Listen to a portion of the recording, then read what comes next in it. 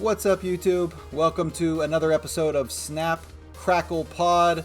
Do me a favor, turn this podcast backwards. You can connect the dots, do some puzzles. There's a little note there to call the manufacturer if you're unhappy with the pod's flavor.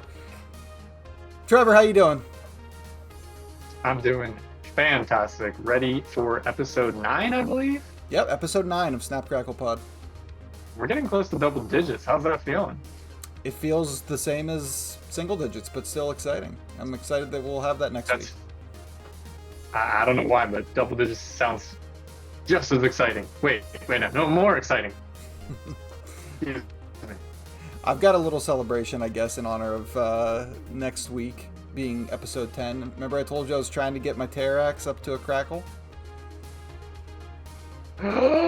We got it. Didn't. Yeah, we got a sick one too. Got a little white No Krackle. shot. Yep. That's awesome. Yeah, I'm pretty happy with it. Got the spot. How about the rock behind it? Oh yeah. Look at the rock. People are it's gonna be Dwayne, the rock. Getting some white Krackle rocks in their deck. It's gonna be good. Oh, I don't know about white Krackle rocks. That might be a different problem. That's a Breaking Bad problem, yeah. But still, that's Terrax, so it's a little celebration. But so yeah, what's been popping with you? Let's get right into it. How's your week been? My week in general, or my week in Snap? Both. Because my week in general, it was a pretty good week overall. I thought I was dying from Lyme disease, but that turned out to be fake. I got a blood test on. I don't have Lyme disease, so that's fantastic. That's good. So yeah, it's good.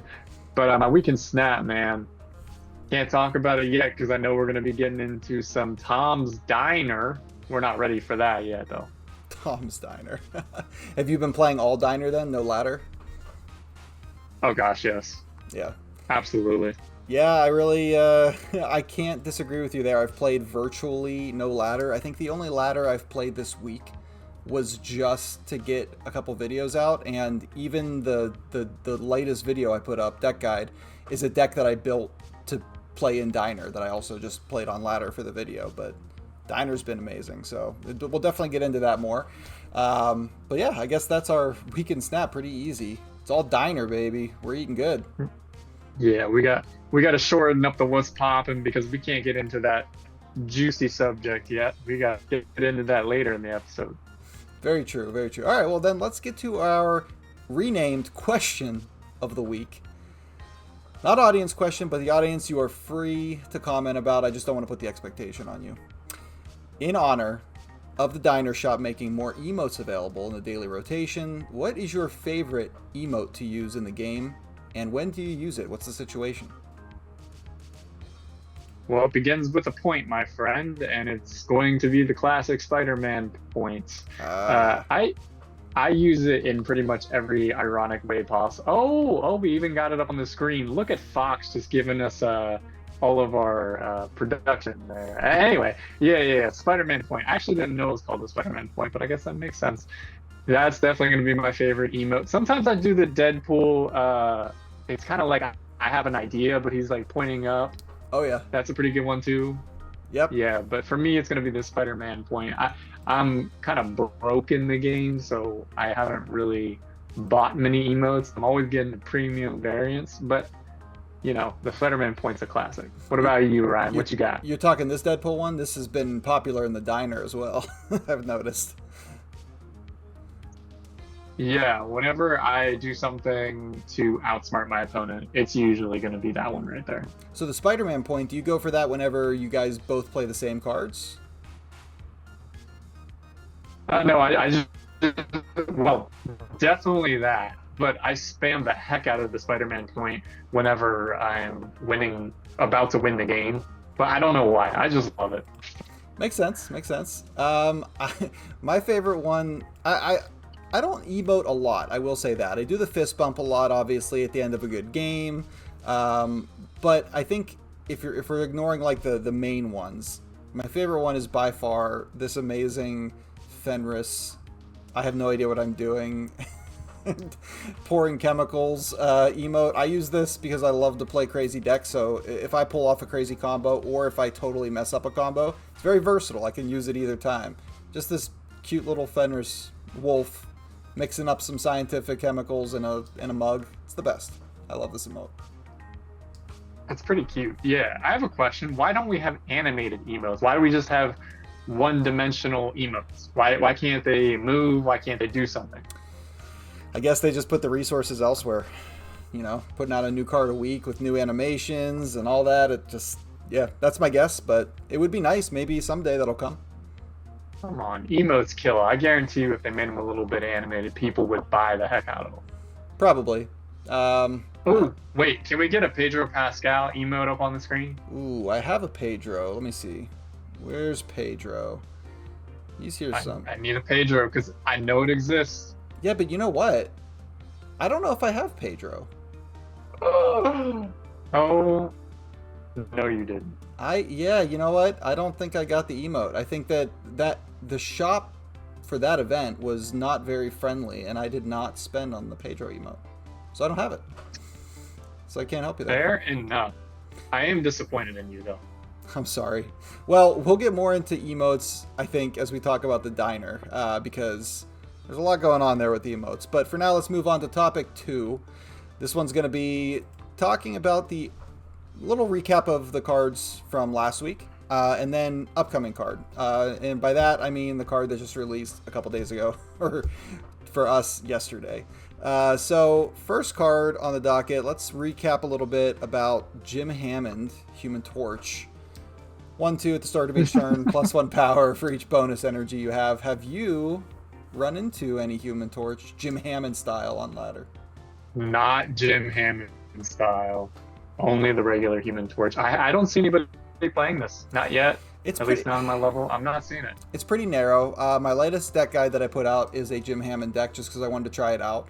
And really the only place he works is with the Fallen one. If you can get a big Fallen one, like that means that, for example, I'm Shuriing and then the Fallen one, so he's a 5/10, which means on turn 6 I have 11 power, which means Human Torch is going to get a +5 bump there, so he's like a 1/7.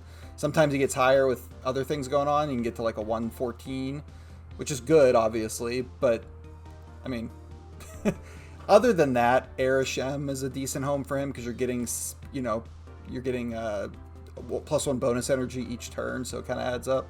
Otherwise, I think the card is a little narrow. Maybe he'll get better with more cards at release. Yeah, I'm just not seeing it, so I'm not familiar with how. I know how it works, but I haven't really seen it in action across the span of a whole entire match yet. So understood. Let's talk about Kang then. Not technically a new card, but a reworked card to the point that it's basically new.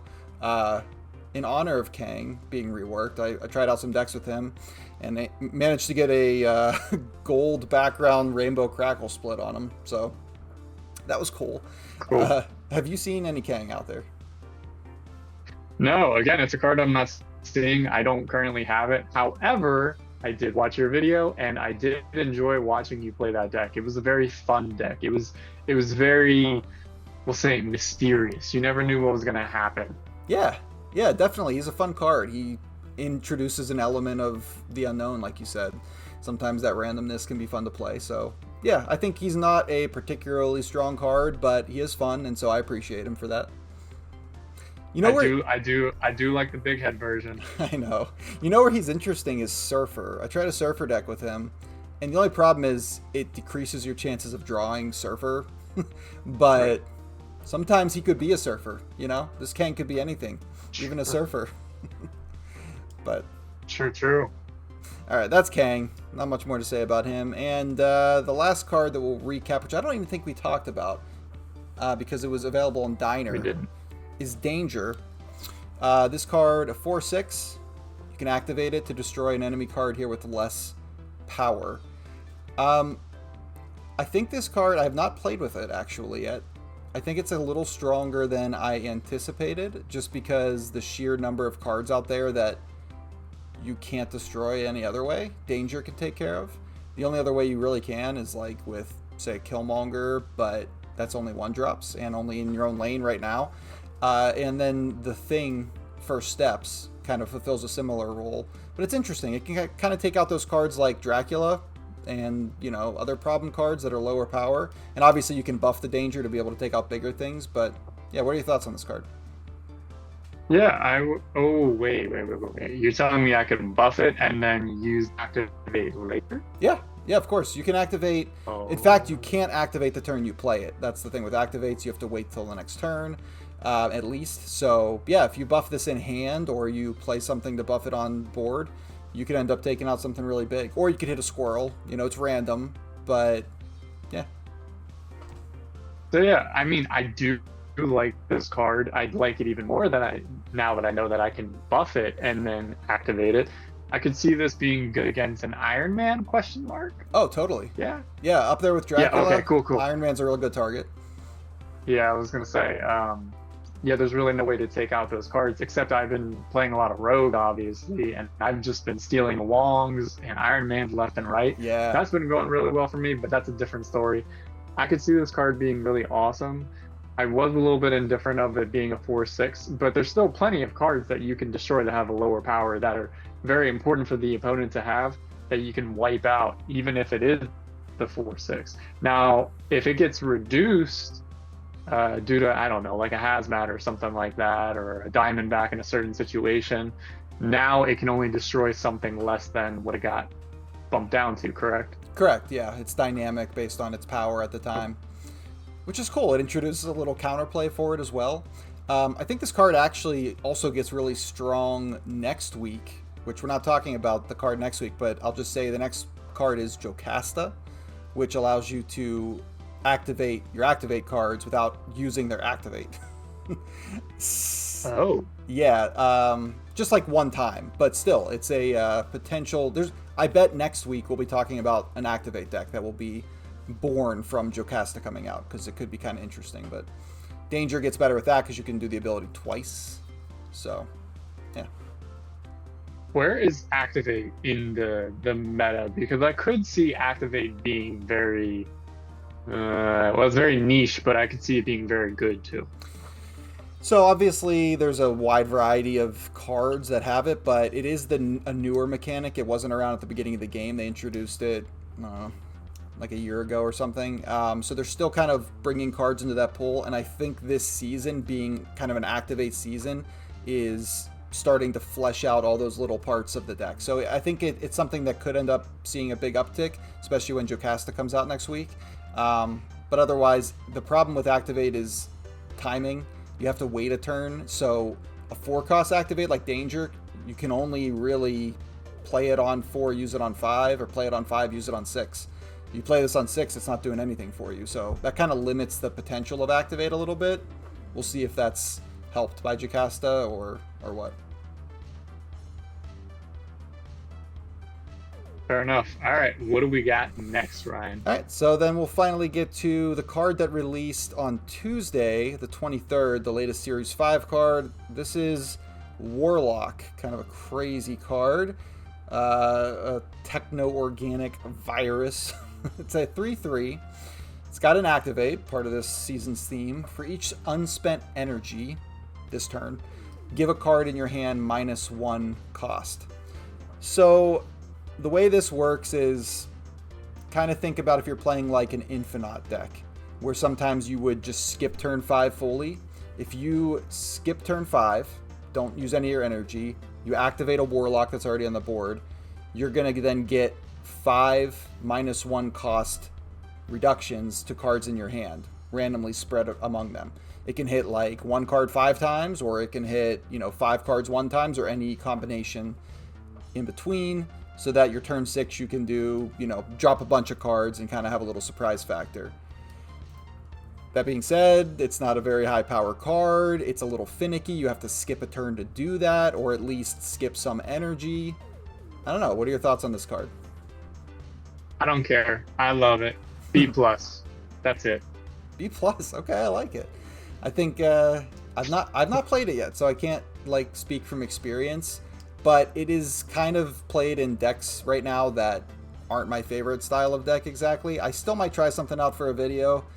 but I don't love doing the whole skipping energy, skipping turns thing. Like, this is maybe a high evolutionary card with like an Abomination package or She-Hulk and Infinite. It's not usually something I play, but I can see the potential. Maybe there's something I'm not thinking of. You're not thinking about how cool the artwork is. This is some of my favorite base art, actually. I do enjoy it. It's cool artwork. Yeah. He's got a really cool character design. So I do appreciate that. I'm going to give him a C for now. I think that okay, I'm also going to give him a C. Okay. No, B+. Yeah, I was going to say, stick to your convictions. And when Warlock ends up being a meta breaker, then you're going to feel really good about that. Yes, sir. All right. Well, then, I guess it's time to move on to our next topic. Really the topic du jour, Deadpool's Diner. So let's get right into it. We have, unfortunately, by the time this comes out, already we have less than a day remaining in the diner. 18 hours. Are you looking at my bubs? Do you have 3 million? I have 3 million bubs. Yeah, it's true. I was so excited to break 100,000. Hey, that's no joke. 100,000 is no joke. I mean, the way that this track works is as you get to these bub refills, you just get more bubs at each refill. So it adds up. And I've been playing the crap out of this mode because of the shop, which I'll get into. But yeah, let's just start at a high level here. There's only a day left in this mode. What have you been doing? Have you been enjoying it? I've been feasting in this game mode. I've been playing. Well, for me, playing 10 matches in a day is quite a lot. So I've been playing at least 10 every single day. I don't think I played the first day or two that it was out, but after that, I've been playing it nonstop.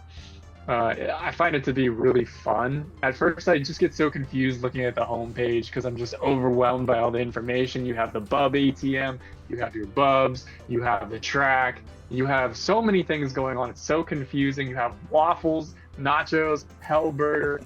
So confusing. Yeah. But at the same time, it's very different. It's very unique. It's very fun. You can still play the same decks that you would play in ladder.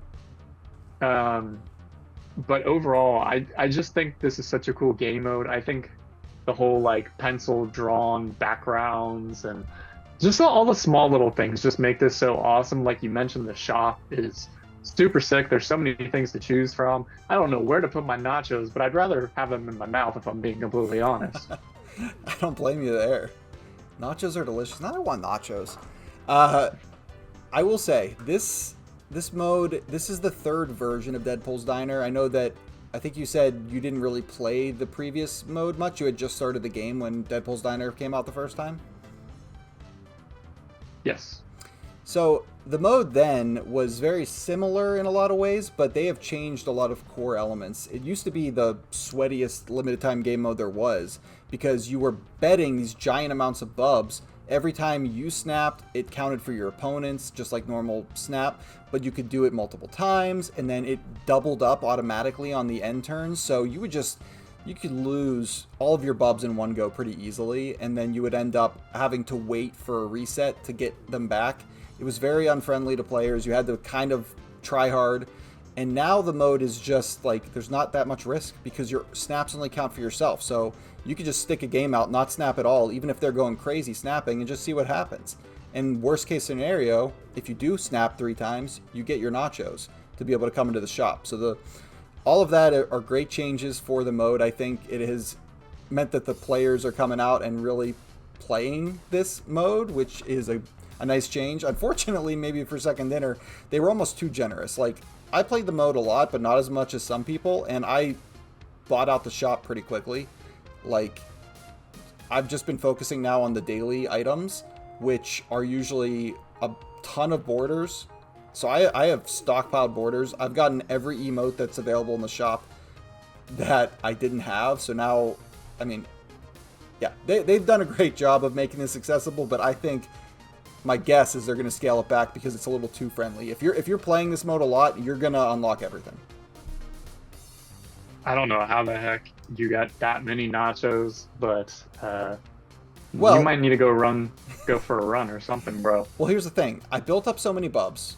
hundreds of thousands of bubs, to the point that I don't even need to win the games anymore. On this, last table, you snap 3 times, you can then retreat on 4, not even play the game, and get 150 nachos each time you play a game.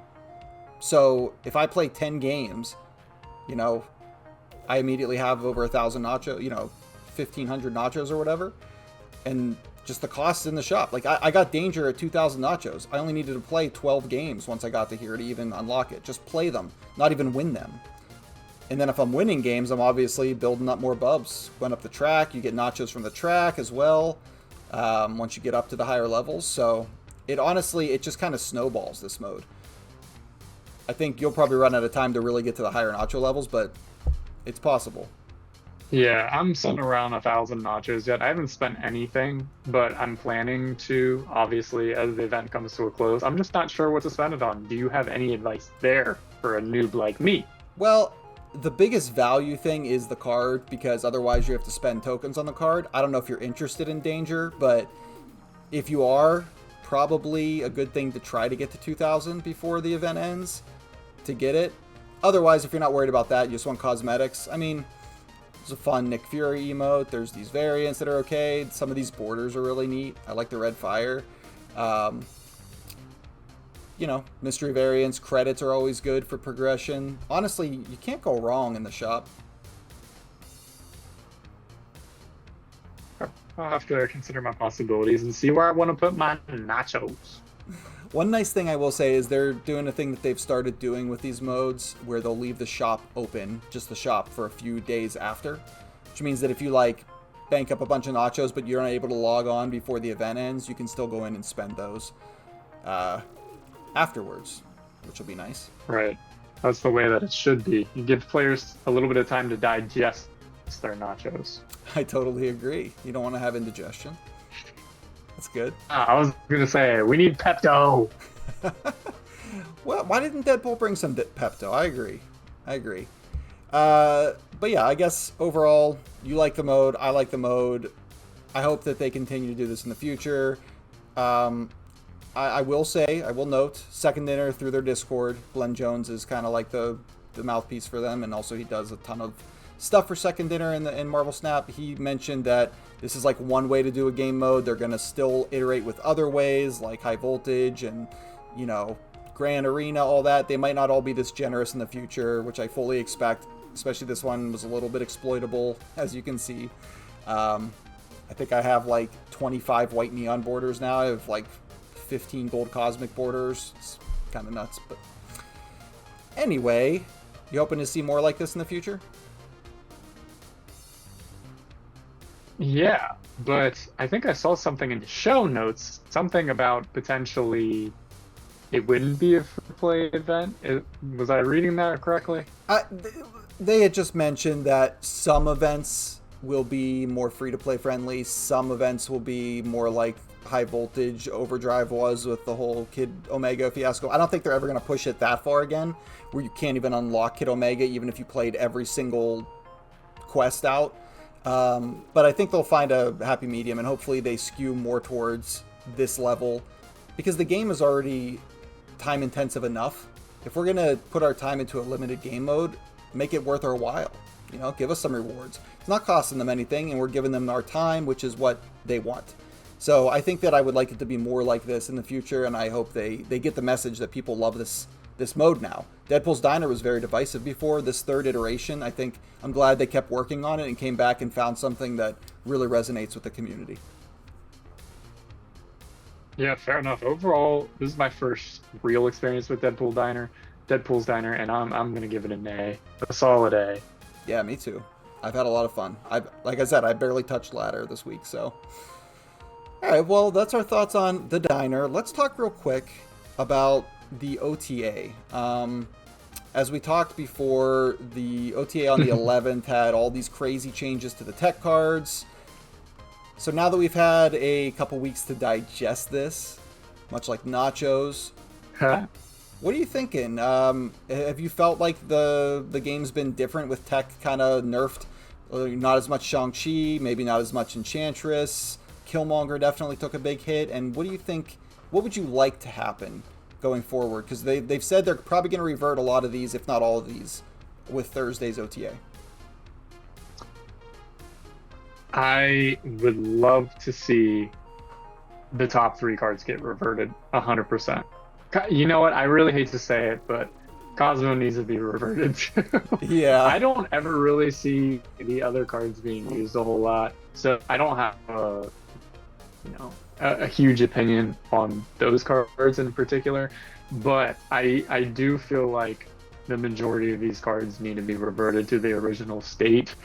They're cards that I really like, and now I like Cosmo again because I just got a premium variant randomly today, actually, and I absolutely love the Cosmo variant.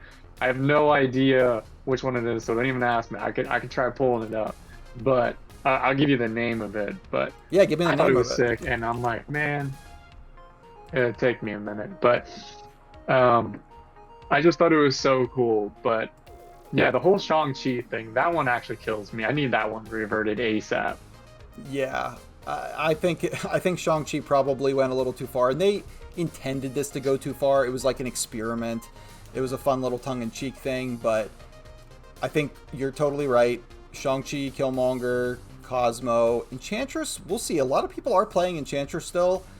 Some people think it might actually be stronger as a 5 cost. I don't know. All I know is that I'm seeing more Rogue, and that card annoys me, so I don't know. Enchantress also ruins all my ongoing stuff. I do think it's important for there to be tech in the game, though. Otherwise, everything just turns into, giant cards, the game. So I think you're right. I think these will pretty much all be sent back to how they were.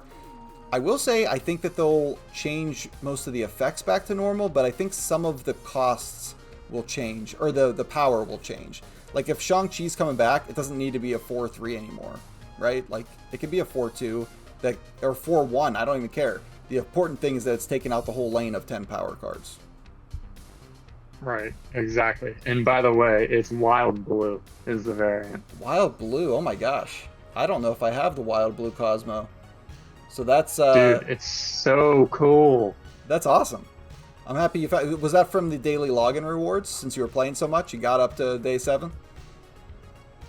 Yeah, I got to day 7 today, and man, I guess I can just screenshot it and send it to you real quick. But I think it's so cool. Yeah, I can find it too. I can get on Snap.fan Cosmo. I'll find them. We got to get to that. But yeah, in the meantime, final thoughts. OTA. I guess I'm excited to see what happens Thursday, which might be the day this comes out, depending on when I edit this. Exactly. Yeah, I think this impacts you a little bit more than it impacts me. I think people down my way don't necessarily play the tech cards as much. They're busy trying to, create their own deck, create their own identity. They're not playing a lot of these cards. I do see Enchantress and Cosmo. I'm seeing Cosmo way more than I'd like to see against me, but I found ways around it. Like I said, I have Rogue, so Rogue can take out Cosmo. So Cosmo hasn't been quite as much of a headache. Same thing with Enchantress. But Killmonger doesn't really impact me either because I only have one card in my deck currently, so he's not really taking out anything other than my Nebula. Gotcha. Oh, is it the food fight Cosmo? Is it this one? Yes. Okay. Yeah. I have this one. I didn't realize this is. It is really fun. I love his starry eyes. You low-key just bought that. No, you can't. It had to have been in my variant shop if that. No, I have this. I've had this for a while. Well, I'm gonna put a pretty sick border on this and make this card really cool. So I'm actually incentivized to use Cosmo. I like it, and hopefully he's back to a 3 cost because a 4 cost Cosmo is just unplayable. Honestly, this is the Cosmo I'm rocking. He's got a sweet little astronaut, or she. Cosmo's a girl. Let's be fair to Cosmo. I did not know that. Yeah. Gotta watch the Guardians of the Galaxy Volume 3. You'll meet Cosmo. That makes more sense now. Alright, well, I guess that wraps up that topic. Alright, so that brings us to our blind rankings segment. We're gonna each give each other 5 semi-random Marvel Snap cards. Good way to talk about some cards we don't always talk about. Put them in an order, 1 to 5, without knowing what's coming next. So I will give you mine first? We got... Yeah. And I need redemption from last week because I got roasted. Nah, your list is fine. This list is going to be fine too. I didn't pick it. Well, I'm not going to spoil anything. All right. First card. Let me get it up on the screen. We're going to go with number 5. Oh, Taskmaster. You still sticking with 5? No. Do you even play Taskmaster? I have a couple times. Okay. Might I say this is a very cool Taskmaster. I've not seen this one. Yeah, thanks. It's a Pandart. 4. 4. All right. Taskmaster at 4. Next card. Been playing Taskmaster, by the way, in my Jim Hammond deck. I get a big Black Panther and then Taskmaster because they're expecting Arnim Zola. That's always fun. All right. Hold on. Yeah. Hold on. For this next card, I'm going to blind rank, and I'm going to put it at 2. All right. Your number 2 is Black Widow.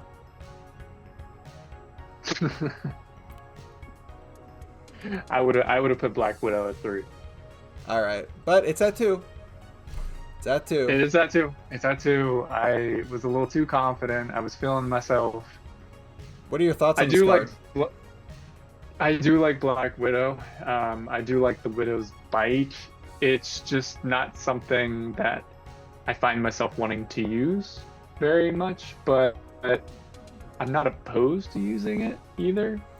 Yeah. You know, not being able to draw cards is sort of like a rock in my opinion, and I can't stand rocks, but I love when rocks go to other people, so Widow's Bite is somewhat welcomed, yes. Fun fact, Black Widow used to be an on reveal, and it got a little degenerate because people would find ways to just duplicate that and just shove a bunch of bites in their hand each turn. Yeah. All right, so far. Fun. So you still have 1, 3, and 5 open. Your next card is Valkyrie.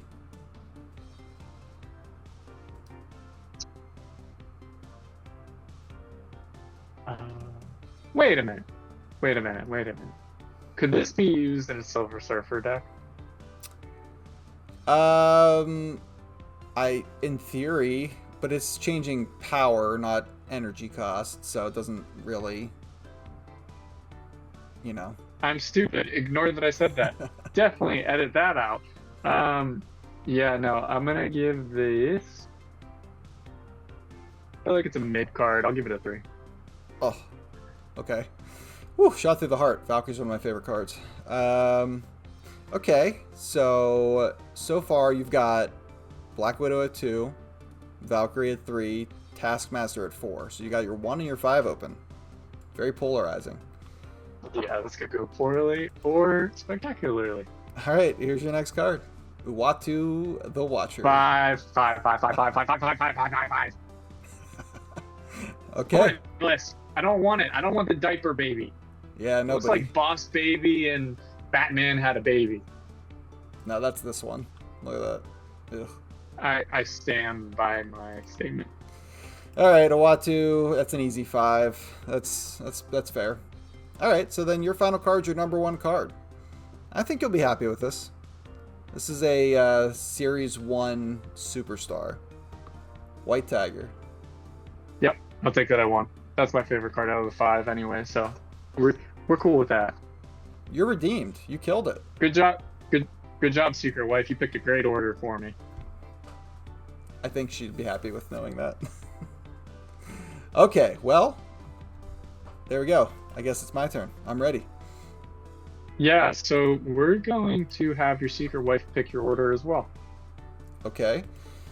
Secret Wife, can you give me a 1 through 5 real quick again? Like mixing them up. Yeah. 2, 4, 5, 1, 3. 2, 4, 5, 1, 3. Thank you, Secret Wife. Your first card is going to be none other than the seasoning itself, Sage. How do you feel about Sage? Ooh. Sage. It's really fun in Mr. Negative. Getting a 0-3 that scales is great. I don't really play it outside of that. It's good though. I'll give it a 3. Mid. It's really not. It's a good card. It's a really good card, but for me, Then why don't you put it at 2? because I'm hoping there's something better. You're basically admitting it's mid. Okay, got it. Number 4, I feel like was actually in one of the blind rankings previously, but they chose it again. So, Iceman, what you got? I do believe this was in a previous one. Let's pull up Iceman. I really don't play this card, but I don't hate it. I hate it being played against me, like most people do, but I don't see it that much. We'll give it a 4. Okay. So that gives me... Your next card is...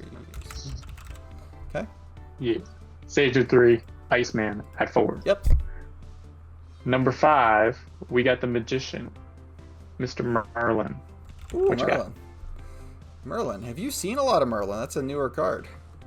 Every once in a while, actually, I find that it's a very fun card. Yeah. I am very intrigued when it gets played against me because I don't fully understand it, but it looks like a lot of fun to play. He's great. He just gives you 1 of 3 spells, essentially, skills each turn.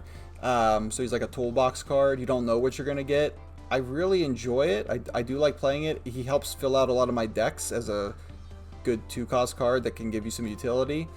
The only thing with Merlin, the reason I'm not going to give him 1 is this card, Omniversal Presence, turns off my Limbo, and that upsets me. So anytime I see a Merlin on the other side of the board, I know I don't have my full complement of turns because they're going to get this eventually. So we're going to give him a 2 because I do love him, but Omniversal Presence knocks it down.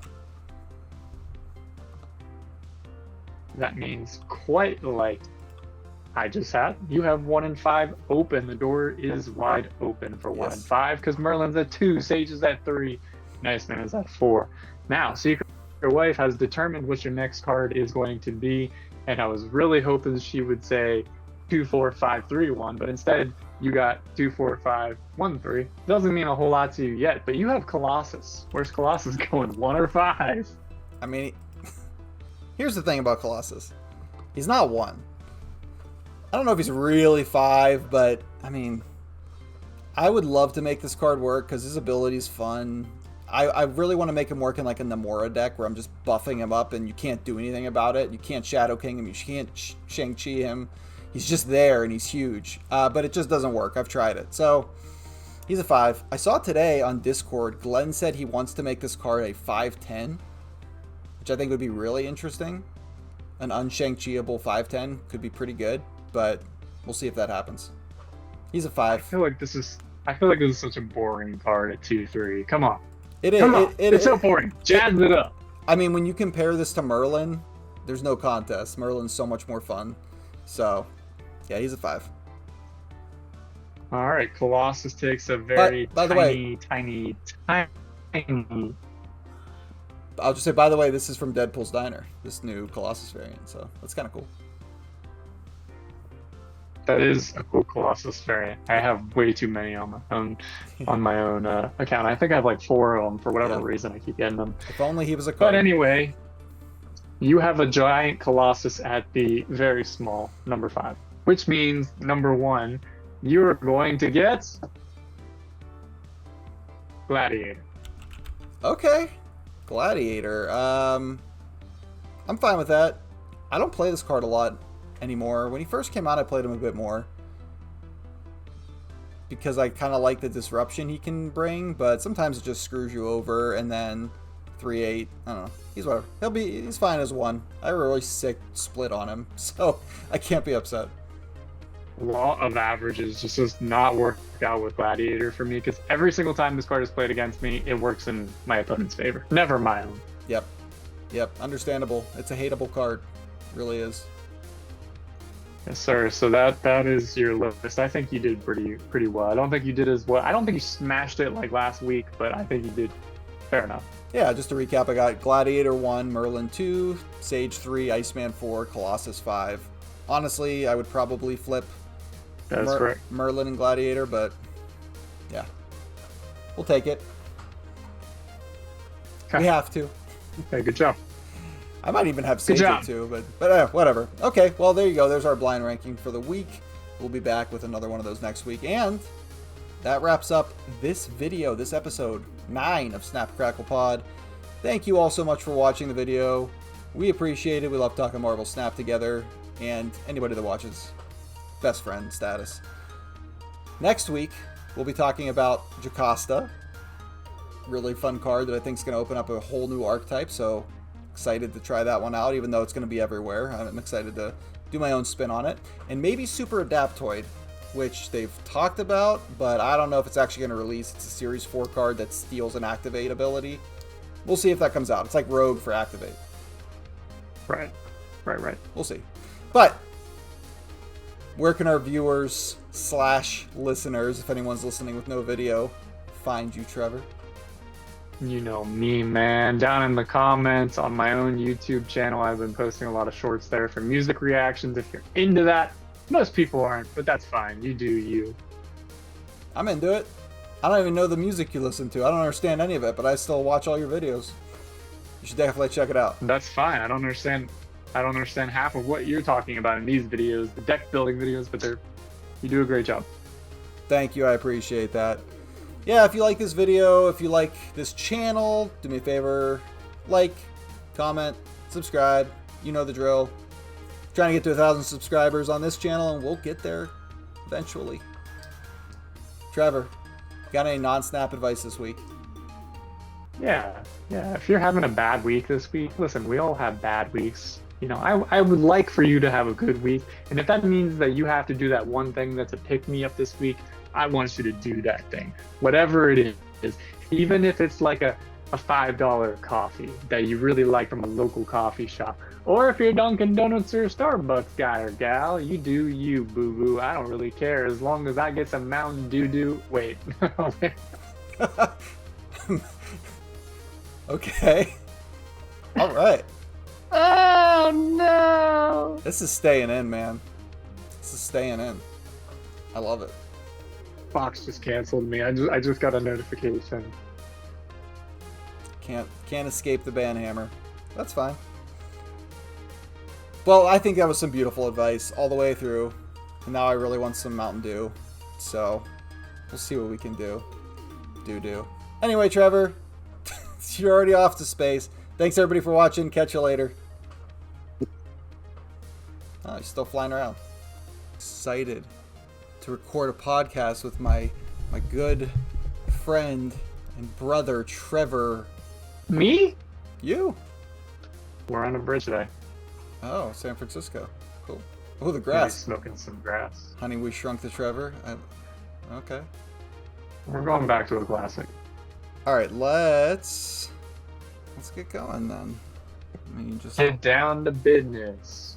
All right, I'm ready. Hashtag SpongeBob. Off kitty, one kitty, little ball of fur. Ready, Sheldon? I am good to go. G2G? Okay. Meet you back next week. Yes, sir. Episode 10. Nothing special planned. I'm gonna wear my birthday outfit. Oh, don't do that. Okay.